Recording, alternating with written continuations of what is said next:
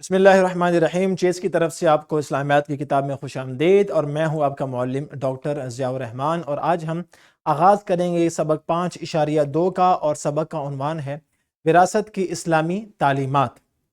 اور آج اس کا پہلا لیکچر ہے، اور پہلے لیکچر میں جو SLOs ہم پڑھیں گے ایک نظر ان پر۔ ہمارا پہلا SLO ہے وراثت کا معنی اور مفہوم جان سکیں۔ سب سے پہلے ہم جانیں گے کہ وراثت کا معنی کیا ہے اور اس کا مفہوم کیا ہے، وراثت آخر کہتے کسے ہیں۔ اس کے بعد ہم جانیں گے کہ قرآن و سنت کی روشنی میں وراثت کے احکام و مسائل سے واقفیت حاصل کر سکے۔ تو آج ہم وراثت کے احکام و مسائل جانیں گے، اور انشاءاللہ تعالی کل ہم وصیت کے بارے میں جانیں گے۔ اور دوسرا SLO، بلکہ تیسرا SLO جو کہ صلاحیت سے متعلق ہے ہمارا، ہے تقسیم وراثت کی اہمیت کو سمجھتے ہوئے روزمرہ زندگی میں اس پر عمل کرنے والے بن سکیں۔ تو ہم تقسیم وراثت کی اہمیت کیا ہے اور اس کے احکام و مسائل کیا ہیں، یہ جان کر انشاءاللہ اپنی زندگی میں اس کو صحیح انداز سے، چونکہ ایک شرعی حکم ہے اور اس کی بنیاد شریعت ہے، تو ہم شرعی بنیادوں پر جس کا جو حق جتنا بنتا ہے وہ دینے کی نیت کریں گے کہ انشاءاللہ تعالی ہم اور تمام مسلمان اس پر آ جائیں کہ جس کا جو حق بنتا ہے اس کو وہ حق مل جائے۔ سب سے پہلے ہمارا معنی اور مفہوم یاد رکھیں۔ وراثت کا معنی ہے وارث ہونا، کسی کا وارث ہونا، یا ایک چیز کا دوسری چیز کی طرف منتقل ہونا، یہ کیا ہے؟ وراثت۔ کسی کا وارث ہونا یا بننا، یا کسی ایک چیز کا کسی دوسری چیز کی طرف منتقل ہونا، یہ ہے وراثت کا معنی۔ اور اس کا مفہوم کیا ہے؟ اصطلاح میں علم وراثت سے مراد ایسا علم ہے، علم وراثت، ٹھیک ہے، وراثت نہیں، علم وراثت سے مراد ایسا علم ہے جس سے میت کی ملکیت اس کے زندہ ورثاء کی طرف منتقل کرنے کے اصول اور ضابطے بیان کیے جاتے ہیں۔ وراثت کیا ہے؟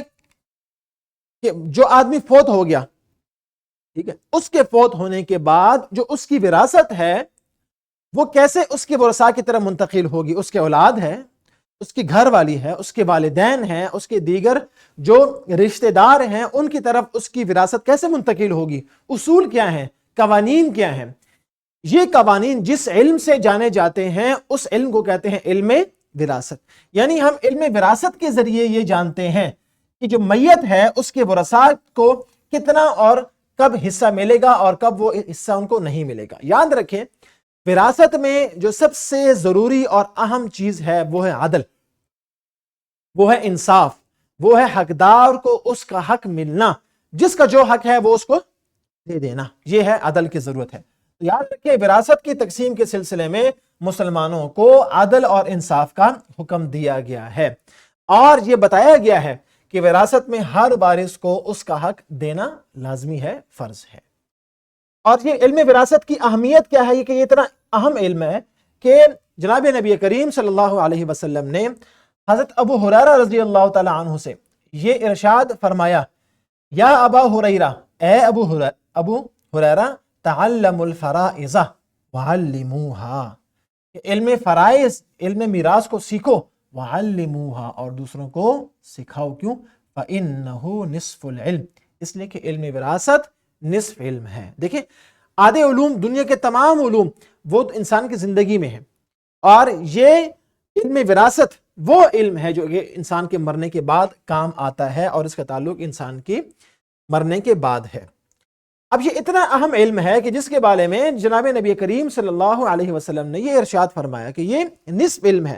اسی اہمیت کے پیش نظر کہ یہ اتنا اہم علم ہے کہ علم فرائض کے بہت سے احکام تفصیل سے خود قرآن پاک میں اور احادیث میں کیا ہیں؟ موجود ہیں۔ کس کا کتنا حصہ ہوگا، کس کو کتنا حصہ ملے گا اور کس کو نہیں ملے گا، یہ تمام چیزیں اور اس کے اکثر مسائل خود کہاں پر؟ قرآن و سنت میں موجود ہے۔ اب یاد رکھیے، جب ایک آدمی فوت ہو جاتا ہے، اس کی وراثت، اس کی جائیداد اس کے ورثاء کو ملتی ہے۔ کیوں ملتی ہے؟ اس کی بنیادیں دو ہیں۔ کتنی ہیں؟ دو بنیادیں ہیں۔ نمبر ایک، خون کا رشتہ ہو، یعنی اس کا باپ بیٹا، بہن بھائی، والدین وغیرہ، اور دوسرا کیا ہے؟ ازدواجی تعلق ہو، یعنی سسرالی رشتہ ہو۔ تو یہ خون کا رشتہ یا ازدواجی تعلقات، ان دو بنیادوں پر انسان جو ہے وہ دوسرے کا وارث آگے بات. تو وراثت کی بنیادیں کتنی ہیں؟ 2. نمبر 1 خونی رشتہ، نمبر 2 ازدواجی تعلقات، یعنی جو آپ کے سسرالی رشتے ہیں ان سے جو آپ کا ہوتا ہے. اب سورہ نساء کی آیت نمبر 7 میں مردوں اور عورتوں کے حصے کا، کیونکہ میں نے کہا کہ اس کے اکثر مسائل خود قرآن اور سنت میں موجود ہیں، تو سورہ نساء کی آیت نمبر 7 میں مردوں اور عورتوں کے حصوں کا ذکر موجود ہے. سورہ نساء ہی کی آیت نمبر 11 میں والدین کو کتنا ملے گا، اولاد کو کتنا ملے گا، بیٹوں اور بیٹیوں کو کتنا ملے گا، ان کے حصوں کا ذکر ہے. اسی طرح سورہ نساء کی آیت نمبر 12 میں زوجین یعنی شوہر اور بیوی کے حصوں کا اور بعض دیگر شرائط موجود ہیں. سورہ نساء ہی کی آیت نمبر 176 یعنی 176 میں کلالہ کا تذکرہ ہے. کلالہ یعنی وہ شخص جس کی اولاد نہ ہو اور والدین بھی نہ ہو، اب اس کے ورثاء کو کتنا ملے گا. یہ تمام تر تفصیلات دیکھیں، ایک ایک چیز کی تفصیل جو ہے وہ خود قرآن میں موجود ہے. اب دیکھیں وراثت کے بنیادی چیزیں میں آپ کو پہلے دکھا دیتا ہوں کہ وراثت میں حصہ کس طرح ملے گا، ترتیب کیا ہوگی، پہلے کس کو ملے گا، پھر کس کو ملے گا، پھر کس کو ملے گا. یاد رکھیں ان 3 میں اگر پہلا موجود ہو تو دوسرے کو اور تیسرے کو حصہ نہیں ملتا، پہلا نہ ہو پھر دوسرے کو حصہ ملتا ہے، دوسرا نہ ہو پھر تیسرے کو حصہ ملتا ہے. اب وہ 3 کون سے ہیں، یہ نام اپنے ذہن میں رکھنے ہیں. سب سے پہلے ہے ذوی الفروض، نمبر 2 عصبات، اور نمبر 3 ذوی الارحام. یہ 3 وہ کیا ہیں، مرتبے ہیں جن کو آپ کی میراث میں حصہ ملتا ہے. اگر ذوی الفرائض موجود ہوں تو عصبات کو حصہ نہیں ملتا، اگر یہ نہ ہو پھر عصبات کو حصہ ملتا ہے. دکھاؤ نا. اور اگر عصبات موجود ہوں تو ذوی الارحام کو نہیں ملتا، عصبات نہ ہو تو ذوی الارحام کو حصہ ملتا ہے. تو یہ 3 قسم کے افراد ہیں، اس میں ہر ایک میں مختلف افراد ہیں، ان کی تفصیل ہم پڑھتے ہیں، لیکن یہ ترتیب آپ نے ذہن میں رکھنی ہے. سب سے پہلے ذوی الفروض، پھر عصبات، اور پھر ذوی الارحام. اب ذوی الفروض کسے کہتے ہیں، ذرا ان کی طرف آ جائیں. دیکھیں وراثت کے بنیادی ورثاء یعنی سب سے پہلے وراثت میں جن کو حصہ ملے گا وہ ان کو کہتے ہیں اصحاب فرائض. اصحاب فرائض، ان کو ذوی الفروض بھی کہتے ہیں، اصحاب فرائض بھی کہتے ہیں اور ذوی الفروض بھی. سب سے پہلے وراثت میں ان کو حصہ ملے گا. اب اصحاب فرائض کون سے ہیں، وہ رشتہ دار جن کے حصے شریعت میں متعین ہیں کہ ان کو اتنا ہی حصہ ملے گا، وہ ہیں اصحاب فرائض. اب اصحاب فرائض میں 4 مرد ہیں اور 8 خواتین ہیں. 4 مرد ہیں اور 8 خواتین ہیں. 4 مرد کون سے ہیں، باپ، دادا، بھائی اس کے جو ایکولٹ ہے، اور اس کا شوہر. ٹھیک ہے، بھائی، شوہر، باپ اور دادا، یہ ہیں اصحاب الفرائض. سب سے پہلے ان کو حصہ ملے گا. اور خواتین کتنی ہیں، 8. 4 مرد اور 8 خواتین. خواتین کون کون سی ہیں، نمبر 1 بیوی، بیٹی، پوتی. بیوی، بیٹی اور پوتی. اس کے بعد حقیقی بہن. اس کے بعد باپ شریک بہن یعنی جن کا باپ ایک ہو، 2 مائیں بے شک الگ الگ ہوں. ماں شریک بہن جن کی ماں ایک ہو، اور ماں اور دادی. تو یہ پہلی بیوی، نمبر 2 بیٹی، نمبر 3 پوتی، نمبر 4 حقیقی بہن، نمبر 5 باپ شریک بہن، نمبر 6 ماں شریک بہن، نمبر 7 ماں، اور نمبر 8 دادی. یہ 8 خواتین جو ہے یہ کس میں ہیں، اصحاب الفرائض میں سے. تو اب اس میں دیکھیں 3 تو بہنیں ہوگی نا، حقیقی بہن، باپ شریک بہن اور ماں شریک بہن. 3 بہنیں ہو گئی، بیوی، بیٹی اور پوتی. بیوی، اس کی بیٹی اور پھر پوتی. ٹھیک ہے، اور پھر ماں اور دادی. ماں، باپ ہے تو ماں بھی شامل ہے، دادا ہے تو دادی بھی شامل ہے، بھائی ہے تو 3 بہنیں بھی شامل ہیں. ٹھیک ہے، اور شوہر ہے تو بیوی بھی کیا ہے، شامل ہے. تو اس میں بیٹی اور پوتی یہ کیا ہے، اس میں اضافی ہے. سمجھ آ گئی بات، بیٹی اور پوتی. اب اس میں دیکھیں یہ جو 8 قسم کے افراد ہیں ان کو کہتے ہیں اصحاب الفرائض. اصحاب الفرائض کو حصہ ملے گا سب سے پہلے، اور ان سے جو بچ جائے گا وہ ملے گا کس کو، عصبات کو، اور ان سے بچے گا تو ملے گا ذوی الارحام کو. اب اصحاب الفرائض کو تو حصہ ملتا ہے، لیکن 2 صورتیں ایسی ہیں یاد رکھیے گا جس میں اصحاب الفرائض یا کوئی بھی جو وارث ہے وہ محروم ہو جاتا ہے. وہ کیا ہے، نمبر 1 قاتل.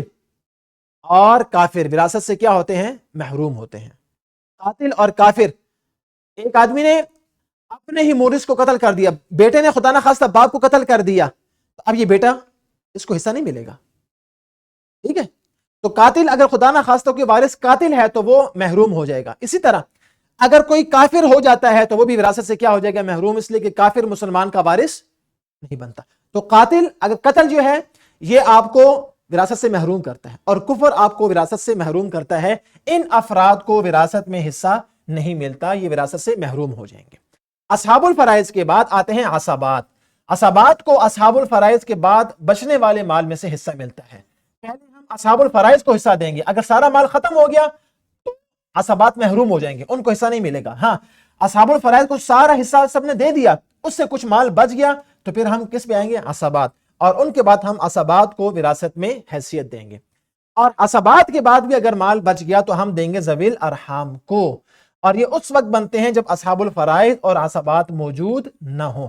اگر اصحاب الفرائض بھی ہیں اور عصبات بھی ہیں تو اس کے بعد ذوی الارحام کو حصہ نہیں ملے گا. تو ترتیب وہی ہوگی نا جو میں نے ابھی آپ کو بتائی تھی کہ سب سے پہلے ذوی الفروض یعنی اصحاب الفرائض، ان سے بچ گئے تو عصبات، اور ان کے بعد آخری نمبر ہے کس کا؟ ذوی الارحام کا. ان دونوں کے ہوتے ہوئے ذوی الارحام کو حصہ نہیں ملتا. اب کچھ مسائل ہیں جو کہ آپ کے یاد کرنے سے تعلق رکھتے ہیں. یاد رکھیں، مرد اور عورت کو دونوں کو اسلام نے حصہ دیا ہے. قرآن میں مرد و عورت کے جو وراثتی حصے کی وضاحت موجود ہے، تفصیل سے موجود ہے کہ کس کو کتنا ملے گا. مثال کے طور پر جو مسائل و احکام میں جو پہلا ہے کہ مرد کو بھی حصہ ملے گا اور عورت کو بھی ملے گا، اس میں سورۃ النساء کی آیت نمبر 7 میں اللہ تعالیٰ نے ارشاد فرمایا مردوں کے لیے اس ترکہ میں یعنی اس وراثت میں سے حصہ ہے جو ماں باپ اور قریبی رشتہ دار چھوڑ گئے، اور عورتوں کے لیے بھی اس میں سے حصہ ہے جو ماں باپ اور قریبی رشتہ دار چھوڑ گئے. اب دیکھیں اس میں مردوں کے لیے بھی حصہ ہے اور عورتوں کے لیے بھی ذکر کیا کہ عورتوں کو آپ محروم نہیں کر سکتے، خواہ وہ ترکہ یعنی وراثت کا مال تھوڑا ہو یا زیادہ، اللہ کی طرف سے اس میں مقرر کردہ حصہ ہے. لہٰذا نہ ہم کسی مرد کو اس سے محروم کر سکتے ہیں، نہ کسی عورت کو اس سے محروم کر سکتے ہیں. اب بیٹی اور بیٹے کے حصے کتنے ہیں؟ یاد رکھیں بیٹے کا حصہ جو ہے وہ 2 بیٹیوں کے برابر ہوتا ہے. ایک بیٹے کا حصہ وہ 2 بیٹیوں کی کیا ہے؟ برابر ہے. شریعت نے تقسیم اس طرح کی ہے. کیوں؟ کہ بیٹے کی ذمہ داری بھی کیا ہے؟ زیادہ ہے، کہ اس نے خود بھی کمانا ہے اور اپنے باقی خاندان کو بھی اور گھر کو بھی لے کے چلنا ہے. اس لیے شریعت نے چونکہ اس پہ ذمہ داری زیادہ دی ہے، اس کا حصہ بھی زیادہ رکھا ہے. اور بیٹی پہ ذمہ داری کم ہے، بیٹی پہ ذمہ داری کم ہے، اس لیے کہ اگر غیر شادی شدہ ہے تو یا تو بھائی کی ذمہ داری ہے نا، اگر شادی شدہ ہے تو پھر شوہر کی ذمہ داری ہے. اس لیے شریعت نے اس کے باوجود بیٹی کو محروم نہیں کیا بلکہ آدھا حصہ اس کو دے دیا ہے. اور اگر بیٹی ایک ہو تو اسے آدھا حصہ ملتا ہے. والدین کا حصہ کتنے ہیں؟ یاد رکھیں اگر میت کی اولاد بھی موجود ہے، جو آدمی فوت ہو گیا اور اس کی اولاد موجود ہے تو والدین کو 6واں حصہ ملے گا، 1/6 باقی اولاد کو ملے گا. اور والدین کی غیر موجودگی میں، اولاد کی غیر موجودگی میں ماں کو 1/3 حصہ دیا جائے گا، 1/3 دیں گے. یہاں پر والدین نہیں، یہاں پر اولاد ہے، یہاں پر کیا ہے؟ اولاد. اگر اولاد موجود ہو 1/6، 6 میں سے 1. اور اگر اولاد موجود نہ ہو تو ماں کا حصہ کیا ہوگا؟ زیادہ ہوگا، 1/3 حصہ ہوگا. اب اسی طرح بیوی اگر فوت ہو جائے تو شوہر کو نصف حصہ ملتا ہے اگر اولاد نہ ہو. بیوی فوت ہو گئی، اولاد موجود نہیں ہے، شوہر کو کتنا ملے گا؟ نصف. میاں بیوی ہیں، اولاد کوئی نہیں ہے، بیوی فوت ہو گئی تو شوہر کو کتنا ملے گا؟ آدھا. اور اگر اولاد موجود ہے تو شوہر کو ملے گا 1/4، 1/4 ملے گا، باقی اولاد کو تقسیم ہو جائے گا. اسی طرح اگر شوہر فوت ہو گیا اور اولاد موجود نہیں ہے تو بیوی کو 1/4 ملے گا، 1/4، 1/4 ملے گا.